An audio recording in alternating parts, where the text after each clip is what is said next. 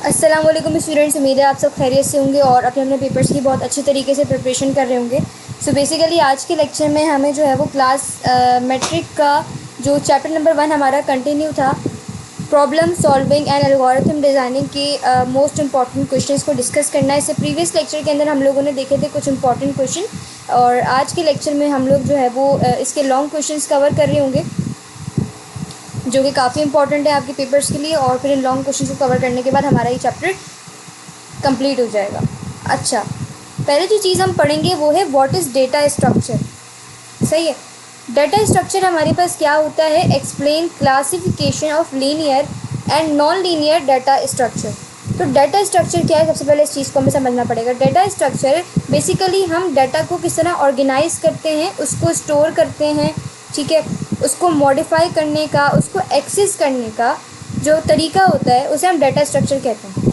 ठीक है, क्या बोला मैंने? डाटा को ऑर्गेनाइज करना है, डाटा को स्टोर करना है, उसको एक्सेस करना है, उसको मॉडिफाई करना है, उसको मैनेज करना है।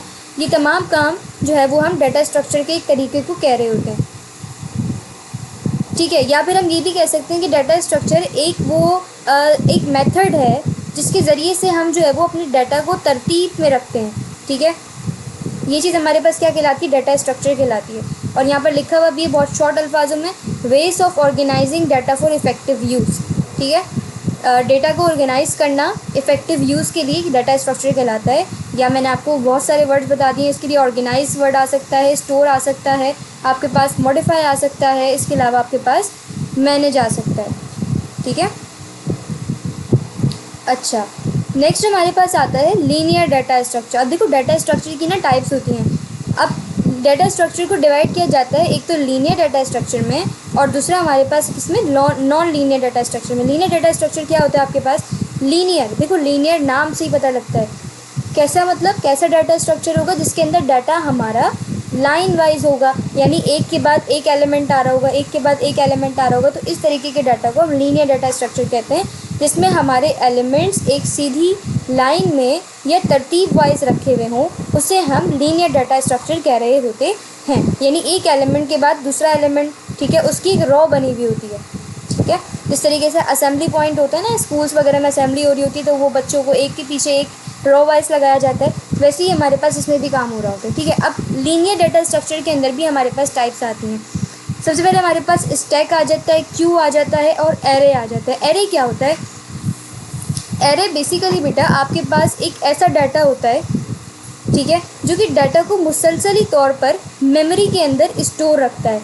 सेम टाइप ऑफ एलिमेंट, ये सेम वाला वर्ड आपने ज़रूर याद रखना है कि ये एक जैसे एलिमेंट को स्टोर करता है इसकी कॉन्जिक्यूटिव मेमोरी लोकेशन के अंदर, इसे हम एरे कहते हैं। और क्यू क्या होता है हमारे पास? क्यू एक रूल को फॉलो करता है और वो रूल हमारे पास होता है फर्स्ट इन फर्स्ट आउट। ये चीज़ मैं आपको पहले इससे प्रीवियस लेक्चर के अंदर पढ़ा चुकी हूँ कि क्यू और स्टैक क्या होता है आपके पास। देन हमारे पास आता है स्टैक। स्टैक का क्या प्रिंसिपल होता है?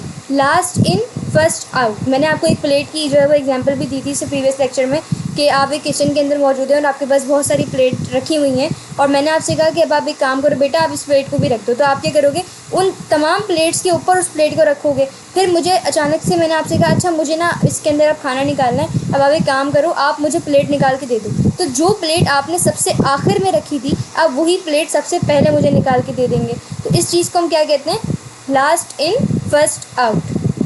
सही है, और फर्स्ट इन फर्स्ट आउट क्या होगा कि आप एक बस स्टॉप पे खड़े हैं, ठीक है, और आप सबसे पहले आए थे तो आप सबसे पहले जाएंगे। ठीक है, बस ये वाली एग्जांपल हमारे पास फर्स्ट इन फर्स्ट आउट के लिए आपने कंसीडर करनी है। क्लियर है यहाँ तक? अच्छा,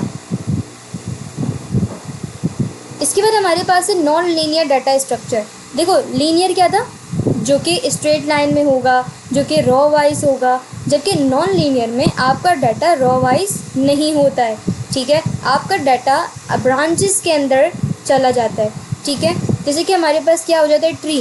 अब ये बात ध्यान में रखनी है, नॉन लीनियर में क्या होगा? डाटा ब्रांचेस में कन्वर्ट हो जाएगा, इसकी बहुत सारी शाखें बन जाएंगी, इसके रिलेशंस बन जाते हैं। तो इस तरह के डाटा को हम नॉन लीनियर डाटा स्ट्रक्चर कहते हैं। ठीक है, यानी एक एलिमेंट दूसरे मुख्तलिफ एलिमेंट से जुड़ा होता है, उसे हम नॉन लीनियर डाटा स्ट्रक्चर कहते हैं। अब नॉन लीनियर डाटा स्ट्रक्चर की हमारे पास कौन कौन सी एग्जांपल्स आ जाती हैं? हमारे पास आ जाता है ट्री।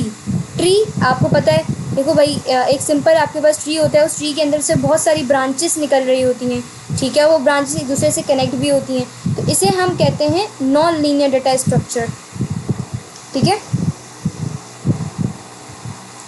ठीक है। और वो ब्रांचेस किसकी वजह से आती हैं? वो ब्रांचेस रूट की वजह से आती हैं, यानी आपके पास पहले रूट होता है, उस रूट से निकलता है ब्रांचेस। जैसे कि आपके ख़ानदान है, जैसे आपकी फैमिली है, उस फैमिली में क्या होता है, आपके वालिदैन होते हैं, फिर आप हैं, तो इस तरीके से आपका क्या चल रहा है, एक निज़ाम चल रहा है, आपकी ब्रांचेस चल रही हैं, तो इस तरीके के डाटा को हम ट्री स्ट्रक्चर डाटा कहते हैं। उसके बाद हमारे पास आता है ग्राफ। ग्राफ क्या होता है? ग्राफ के अंदर एक दूसरे से नोड्स मुख्तलिफ तरीक़ों से जुड़े होते हैं, ठीक है। नोड्स एंड एजेस, क्या नोड्स एंड एजेस एक दूसरे से मुख्तलिफ तरीक़ों से जुड़े होते हैं। जैसे कि हमारे पास क्या सड़कों का नेटवर्क हो गया, यानी हम जो है वो बाहर जब जा रहे होते हैं तो वहाँ पर जिस तरीके से नेटवर्क इम्प्लीमेंट हुआ होता है, वो एक एग्जांपल है हमारे पास किसकी? ग्राफ की। ठीक है, या आप ग्राफ को ऐसे भी ले सकते हो कि ग्राफ आपके जो सिटी है उसका एक रोड मैप है, ठीक है, जहाँ एक जगह कई रास्तों से दूसरी जगह जा सकते हैं। ठीक है, जैसे वो रोड मैप बनता है ना कि अगर हमें इस फील्ड में आगे जाना है तो हमें किन किन रास्तों से गुजरना पड़ेगा, तो वो सब चीज़ें हमारे पास हम ग्राफ के अंदर एग्जांपल उसकी कंसीडर कर सकते हैं। ठीक है, अच्छा बेटा, उसके बाद हमारे पास क्या है? अनडायरेक्टेड और डायरेक्टेड। अनडायरेक्टेड 2 वे कनेक्शन और डायरेक्टेड में क्या होता है? 1 वे कनेक्शन होता है। ये बेसिकली आपकी ग्राफ की ही जो है वो क्या है? एग्जाम्पल्स है। अच्छा भाई, उसके बाद हमारे पास क्या है भाई? उसके बाद हमारे पास है फ्लो चार्ट। फ्लो चार्ट क्या होता है? Define flow chart, draw samples of different flow chart with their name and description. Optional. अब ये ऑप्शनल पे मत जाएं भाई, आपने करना है तो फिर इसको करके जाना है। फ्लो चार्ट क्या होता है? Flow chart is a diagram that shows a step by step flow of process और प्रोग्राम यूजिंग डिफरेंट सैम्पल। फिर वही बात, इस चीज़ को भी हम कवर कर चुके हैं कि फ्लो चार्ट हमारे पास क्या होती है। फ्लो चार्ट हमारे पास पिक्टोरियल रिप्रेजेंटेशन होती है हमारे डाटा की फ़्लो की। अगर हम एल्गोरिथम की बात करें तो एल्गोरिथम के अंदर तो हम स्टेटमेंट लिखते थे, स्टेप बाय स्टेप स्टेटमेंट लिख रहे होते थे कि अच्छा इस तरीके से हमें अपने प्रोग्राम को रन करना है, या इस तरीके से हमारे प्रोग्राम का सॉल्यूशन निकलने वाला है। अब फ्लो चार्ट के अंदर हम डिफरेंट डायग्राम्स का यूज़ करते हैं ताकि हम क्या कर सकें, अपने प्रोसेस को दिखा सकें कि भाई हमारा प्रोग्राम का जो फ्लो है वो इस तरीके से जो है वो इम्प्लीमेंट हो रहा होगा। सही है। It helps to understand, analyse and communicate the logic of a program easily. जाहिर सी बात है, आपको ये बात पता है ना, जो चीज़ हमें दिख जाती है प्रॉपर तौर पे एक डायग्राम की मदद से, तो वो चीज़ हमारी मेमोरी में ज़्यादा देर तक स्टोर रहती है एज़ कम्पेयर टू वो चीज़ आपने जो है वो सिंपल एक स्टेटमेंट की मदद से याद की है। ठीक है, अब flow chart help to understand, analyse and communicate the logic of a program easily. इसके अलावा हमारे पास फ्लो चार्ट की डायग्राम कौन कौन सी है? पहले हमारे पास आ जाता है ओवल। ओवल जिसे हम टर्मिनेटर सिंबल भी कहते हैं, ये किस लिए यूज़ किया जाता है? ठीक है, ये यूज़ किया जाता है रिप्रेजेंट द स्टार्ट और एंड ऑफ अ प्रोसेस। यानी जब भी आपको अपना फ्लो चार्ट स्टार्ट करना होगा या जब भी आपको आपका फ्लो चार्ट एंड करना होगा तो आप ओवल लगाते हैं, या जिसे आप टर्मिनेटर सिंबल भी कह रहे होते हैं। देन आपके पास आता है रेक्टेंगल। ठीक है, ये रेक्टेंगल क्यों यूज़ होता है भाई? रेक्टेंगल इसलिए यूज़ होता है ताकि आप अपने प्रोसेस को दिखाएं। यानी जब भी आप प्रोसेस कर रहे होंगे ना, जैसे मैंने आपसे कहा 2+2, तो 2+2 एक प्रोसेस होता है, तो जब भी प्रोसेस आएगा तो हम रेक्टेंगल का यूज़ कर रहे होते हैं। ठीक है, रिप्रेजेंट अ प्रोसेस, टास्क और एक्शन टू बी परफॉर्म। फिर हमारे पास आता है डायमंड। डायमंड देखो, डायमंड क्या है? डायमंड डिसीजन सिंबल कहलाता है कि भाई आप इस दौरान क्या करते हैं? डिसीजन लेते हैं। देखो भाई, मैं एक चीज़ बोलती हूँ कि 2+2 किसके बराबर होता है? 4 के बराबर होता है। अगर ऐसा है तो ये काम कर दो, और अगर ऐसा नहीं है तो फिर मेरे प्रोग्राम को, उसके फ़्लो को क्या करो? टर्मिनेट कर दो, उसको ख़त्म कर दो, उसको बंद कर दो। ठीक है, उसको एग्ज़िट कर दो। तो ये मैंने क्या करा? मैंने ये डिसीजन लिया। तो जब भी मुझे डिसीजन लेना होता है तो मैं क्या यूज़ करती हूँ? डायमंड सिंबल का यूज़ करती हूँ। देन मेरे पास आता है पैरेललोग्राम। पैरेललोग्राम में क्या करती हूँ? इसको मैं तब यूज़ करती हूँ जब मुझे अपने यूज़र से इनपुट लेना है, या फिर मुझे अपने यूज़र का आउटपुट जो है वो मेरी स्क्रीन पे शो कराना है, तो तब मैं पैरेललोग्राम को यूज़ करती हूँ। ठीक है, डाटा एंट्री के लिए, ठीक है, और डिस्प्लेइंग रिजल्ट के लिए। फिर मेरे पास आता है एरो। एरो क्यों यूज़ किया जाता है भाई? अब एरो ऐसी तो हम यूज़ नहीं करते, एरो हम इसलिए यूज़ करते हैं ताकि हम ये दिखा सकें कि हम अपने प्रोग्राम के फ़्लो को दिखाना चाहते हैं, तब हम एरो का यूज़ करते हैं। अच्छा, उसके बाद हमारे पास क्या है? देन हमारे पास है डॉक्यूमेंट सिंबल। ये क्यों यूज़ किया जाता है? रिप्रेजेंटेड डॉक्यूमेंट और अ प्रिंटेड रिपोर्ट। ठीक है, ये इतना इंपॉर्टेंट भी नहीं है। उसके बाद हमारे पास आता है predefined process. Predefined process subroutine sample, ठीक है। इसके अंदर क्या होता है, rectangle with double vertical edges, ठीक है, इसका शेप बता रहे हैं। मीनिंग क्या है इसकी, represent a pre defined process, यानी जो प्रोसेस पहले मतलब किया जा रहा है उसके बारे में लिखना, ये प्री डिफाइंड प्रोसेस आपके पास आ जाएगा। कनेक्टर क्या होता है, कनेक्टर सर्कल सैम्पल होता है जो कि कनेक्ट करता है different parts of the flow chart को when lines can not be drawn directly, ठीक है। यानी कनेक्टर क्या करेगा, आपके फ्लो चार्ट की डिफरेंट पार्ट्स को कनेक्ट करता है, ठीक है। तो ये हो गया हमारे पास। अब एक और क्वेश्चन इसका रह गया लास्ट, और फिर हमारा ये चैप्टर कंप्लीट हो जाएगा। यस, क्वेश्चन हमारे पास है, explain the steps involving problem solving. Problem solving के अंदर कौन कौन से स्टेप्स इन्वॉल्व होते हैं, इस चीज़ को बताना है। ये क्वेश्चन आपसे 2024 और 2022 के अंदर पूछा जा चुका है। तो problem solving is a step by step process. There are 4 basic step involve in finding a solution for a problem as given below. हमारे पास कौन कौन से स्टेप्स हैं। पहला आता है डिफाइन द प्रॉब्लम, आपको पता ही नहीं है प्रॉब्लम क्या है, तो आप किस तरीके से प्रोग्राम बनाएंगे भाई। सेकेंड आपके पास आता है generate alternative solutions, evaluate and select an alternative, implement and follow up on the solution. अब ये कुछ समझ नहीं आएगा जब तक हम इसको पढ़ेंगे नहीं। सबसे पहले होता है डिफाइन द प्रॉब्लम। आपको बोला जाता है आपने प्रोग्राम लिखना है, सही है। आपने क्या करा, आपने कोई भी आईडी यूज़ की, ठीक है, और उस पर प्रोग्राम लिखना शुरू कर दिया। लेकिन आप प्रोग्राम जब तक लिख ही नहीं सकते जब तक आपको पता ही नहीं है आपकी प्रॉब्लम क्या है, सही है। तो आपको पता होना चाहिए कि आप क्यों कर रहे हैं, कैसे कर रहे हैं, ठीक है। तो ये बात आपको पता होनी चाहिए। तो इसमें यही चीज़ है कि the first step is defining और identifying the problem. It is the most difficult and the most important of all the steps. यानी कि अगर मैंने कहा कि मुझे होम ऑटोमेशन सिस्टम का प्रोग्राम बनाना है, तो मुझे मेरी प्रॉब्लम क्लियर है, अच्छा सही है भाई मैं बना लेती हूँ। तो इस तरीके से आप लोगों को पहले प्रॉब्लम क्लियर होनी चाहिए। It involve diagnosing the situation so that the focus should be on the real problem and not on it's symptoms, ठीक है। आपको सिम्टम्स पे नहीं जाना, आपको उसके रियल प्रॉब्लम पे जाना है, उसकी मेन रूट पे जाना है। अच्छा ये प्रॉब्लम हो रही है तो इस वजह से हो रही है। During the first stage of problem solving, it is important to describe the problem. A well-described problem will also help other understand the problem. ये बात मैंने आपको समझा दी है। नेक्स्ट आपके पास आता है जनरेट अल्टरनेटिव सॉल्यूशंस। अब भाई प्रॉब्लम तो पता लग गई, अब जाहिर सी बात है उसका सॉल्यूशन भी तो कुछ निकालना है। तो वो क्या, for any problem there might have more than one alternative solution. भाई देखो एक प्रॉब्लम हो गई है, मुझसे इंटीग्रेशन का क्वेश्चन सॉल्व नहीं हो रहा। अब मेरी क्लास में बहुत सारे स्टूडेंट्स हैं, सही है। अब वो सब क्या करेंगे, वो अलग अलग अपने अपने सॉल्यूशन देने बैठेंगे, तो क्या होगा, बहुत सारे सॉल्यूशन एक साथ निकल कर आएंगे ना।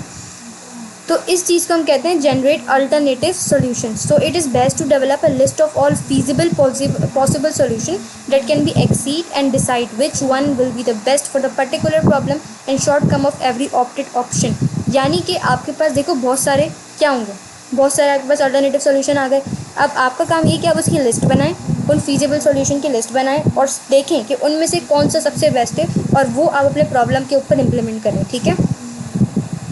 उसके बाद हमारे पास क्या है, evaluate select an alternative. Many alternative solution to the problem should be generated before final evaluation. The best solution to a problem is that one that has maximum benefits and lowest possible failure chance और drawback. अब वो step आ गया जब आपने बहुत सारे solutions में से किसी एक सॉल्यूशन को पकड़ना है और उसको इम्प्लीमेंट करना है। वो कैसे निकाला जाता है, बेस्ट सॉल्यूशन कैसे निकाला जाता है, जहाँ आपको दिखे कि हाँ यहाँ पर इस सॉल्यूशन में मुझे मैक्सिमम बेनिफिट होगा, जहाँ आपको दिखे कि हाँ इस सॉल्यूशन से मुझे लोवेस्ट जो है वो क्या होगा, पॉसिबल फेलर चांस है मेरे, मतलब बहुत कम चांस है कि मैं इसमें फेल हो जाऊँ, ठीक है। तो उस चीज़ को आप लेते हैं, उस चीज़ को आप बेस्ट सॉल्यूशन समझते हैं, ठीक है। Every alternative therefore require a thorough analysis and critical evaluation of the situation before passing to an implementation stage. अब ऐसे ही नहीं मिल जाएगा आपको कि अच्छा भाई ये बेस्ट सॉल्यूशन है, आपको उसके ऊपर क्रिटिकल एनालिसिस करना पड़ेगा, आपको उस पर क्रिटिसाइज़ करना पड़ेगा, उस पर जो है वो आपको उसका ऑब्जर्व करना पड़ेगा, तब जाकर आपको बेस्ट सॉल्यूशन मिलता है, ठीक है। Implement and follow up on the solution, last paragraph इस चैप्टर का। The plan for best solution also include planning on what happens next if something goes wrong with the solution. If it does not work out the way it was required after a strategy has been selected, the next important phase is to implement the plan and make sure it will be executed on time without deviation. अब क्या हो रहा है, अब हमने सब कुछ कर लिया है, अब हमें क्या करना है, बस अब फाइनल काम है हमारा implement follow up on the solution. अब इम्प्लीमेंट कर दिया हमने, plan for best solution, also include planning. अब आप क्या कर रहे हो, अब अगर आपको बेस्ट सोल्यूशन को प्लान करना है तो उसमें प्लानिंग भी ज़रूरी है ऑन व्हाट हैपन नेक्स्ट। आपको ये भी पता होना चाहिए कि इसके बाद क्या होगा, if something was wrong with the solution, if it does not work out the way it was required. ये सब आपको पता होना चाहिए कि अच्छा भाई अगर ये मेरा प्रोग्राम, अगर मेरा ये सॉल्यूशन जो है वो रन नहीं करता है तो क्या पॉसिबल आउटकम्स मेरे पास आ सकते हैं और मैं इसके बाद क्या कर सकता हूँ, तो ये चीज़ आपको पता होनी चाहिए। After a strategy has been selected, the next important phase is to implement the plan and make sure will be executed on time without deviation. अब सब कुछ मिल गया, अब वो टाइम आ गया है, वो वक्त आ गया है जब आपने क्या करना है, उसको इम्प्लीमेंट करना है अपनी प्रॉब्लम के ऊपर, और ये आपने मेक श्योर रहना है कि अब आपके पास जो है वो कोई एरर नहीं है। ठीक है, तो ये हमारे पास कुछ इंपॉर्टेंट क्वेश्चन है हमारे चैप्टर 1 से जो आप लोगों ने कवर कर लिए हैं। इंशाल्लाह ताला नेक्स्ट लेक्चर के अंदर हम लोग जो है वो इसका चैप्टर नंबर 2 स्टार्ट कर रहे होंगे। चैप्टर नंबर 2 है आपके पास basic structure of programming in C++। तो ये हम इंशाल्लाह नेक्स्ट वीडियो के अंदर इसके मोस्ट इम्पॉर्टेंट